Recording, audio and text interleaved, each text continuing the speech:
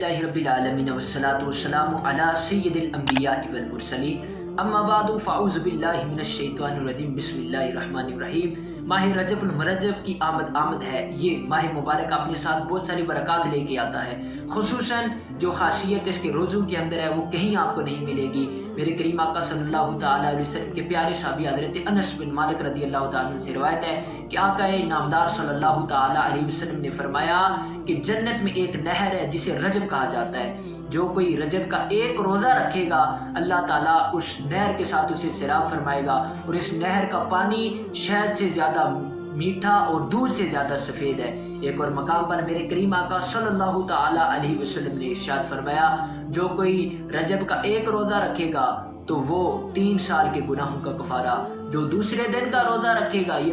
پہلی جو فضیلت تھی یہ پہلے دن کے روزے کی تھی، فرمایا کہ جو دوسرے دن کا روزہ رکھے گا 2 سال کے گناہوں کا کفارہ، اور جو تیسرے دن کا روزہ رکھے گا وہ 1 سال کے گناہوں کا کفارہ، اس کے بعد ہر دن کا روزہ 1 ماہ کے گناہوں کا کفارہ ہے۔ سبحان اللہ۔ اسی طرح میرے کریم آقا صلی اللہ تعالی علیہ وسلم نے ارشاد فرمایا کہ جو کوئی رجب کا ایک روزہ رکھتا ہے اللہ تعالیٰ 1 سال کے گناہوں کو مٹا دیتا ہے۔ جو کوئی 7 روزے رکھتا ہے رجب کے،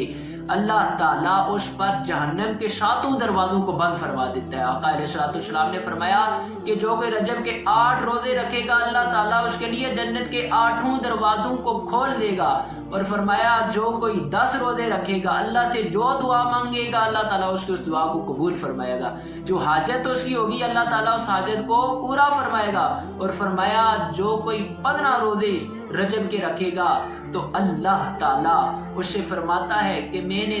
تمہارے سارے گناہوں کو مٹا دیا، تم از سر نو عبادت شروع کر دے۔ تو سبحان اللہ، ماشاء اللہ، کتنی فضائل ہیں، کتنی برکات ہیں اس ماہ مبارک کے روزے رکھنے کے۔ تو نیت فرمائیں جتنا ہو سکے آپ سے اس ماہ کے روزے رکھیں، اور اس ویڈیو کو زیادہ سے زیادہ شیئر کریں، لائک کریں۔